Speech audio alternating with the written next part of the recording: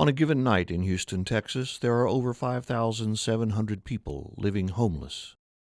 While Houston has made tremendous strides toward ending homelessness in our city, many people are still in need of fundamental services, such as access to safe food, clothing, and health care. For over 15 years, Crossroads at Park Place has been at work to provide services to promote the health, hygiene, and dignity of homeless persons in Southeast Houston. I was the rector of St. Paul's Episcopal Church, which is about 3 blocks from here. And I had been the rector for some time. I had been the rector for 5-6 years. And I always passed by the intersection at the Gulf Freeway, and there's always a guy out there with a sign, homeless, help if you can, and that kind of thing. And I always drove by him. And one day I was forced to stop right next to him because the light turned red, and my window was down, and he was standing 6 feet from me, and I had my collar on, and I felt constrained to do something. You can't just ignore another human being. And so I said, what's your name? And he said, my name is Coy Thomas Malone. And in that instant, my life changed. I could no longer drive by this guy as I had for 5 years and do nothing. Sometimes I gave him money, sometimes I didn't, but I could never drive by without waving or nodding or saying hi, or I couldn't, because now I knew him. And he introduced me to the homeless community around this place.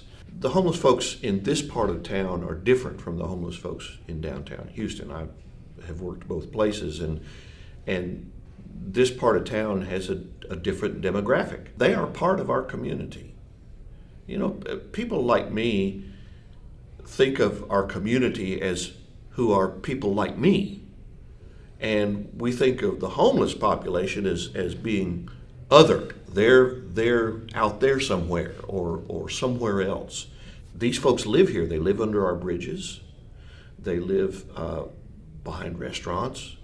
They eat out of dumpsters around in this community. They live here. What I began to realize is that my community includes people who don't have a house to live in.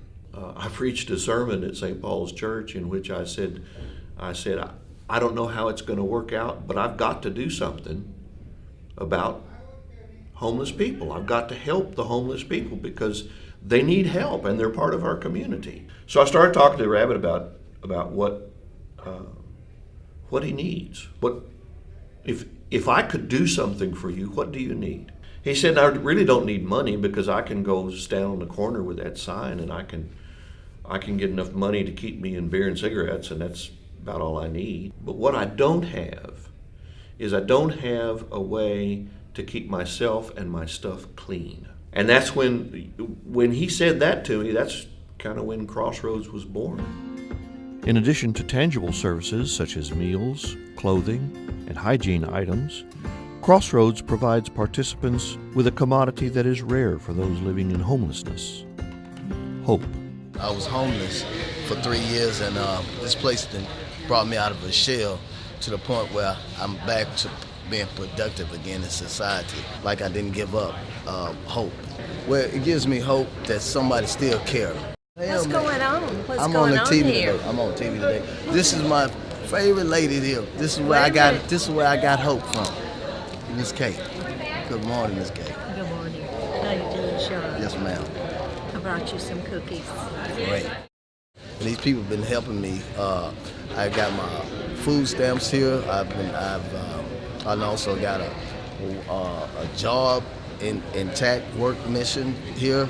This place is a wonderful thing for a person that's living on the streets, up under the bridge. They need to get somewhere better, to do something better for themselves in life. As a volunteer-driven program, Crossroads relies on the generosity of individuals and organizations to continue to provide services to its participants.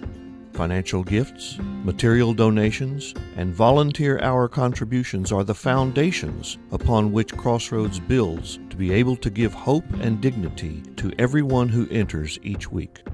Every person that comes in here All those 200 people that come in here have a story, and it's all different. There are so many reasons why people are homeless. It brightens them up. Their face, their whole demeanor changes when you're talking to them and they say, hey, this person really cares about me. This person has the time to speak to me, to look me in the eye, and to listen to my story.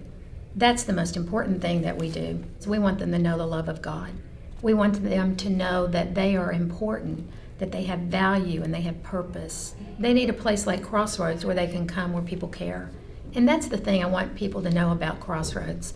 We care. Our volunteers care. They're here because they love the people. And it's not just a place to come to get services. It's a place where you can find the love of God, the love of man, and friendship. We all need to be recognized. We all need to feel like we are valued, that we have gifts. And so we believe that every person that comes to Crossroads, whether you're a person that lives on the street or you're a volunteer that has a house, we believe that you are gifted by God and that you have a gift to give. So we're all in this ministry together. We're a community of people. We need them and they need us. We all need each other. We have several clients here, several of our volunteers. What they do best and what they want to do when they talk about it, they want to go help others. 59 years old. Spent a little time in TDC. I got out in 2012, doing a 22-year sentence. I did 3 years on the street. You know, nothing was going right for me. But once I got tied up with Crossroads, I started to see a light at the end of the tunnel. It's really a very big blessing. You know, a lot of people don't appreciate it, but you know, you got to look at the big picture. They make you feel like a human being again instead of a number. Now I can carry myself with dignity because not only am I getting from here, but I'm giving back to what they gave me. It's a two-way street. You know, any way we go, we're on a two-way street. I'm more into helping people. I like to help people. Like they help me, like I said a while ago, I pay it forward.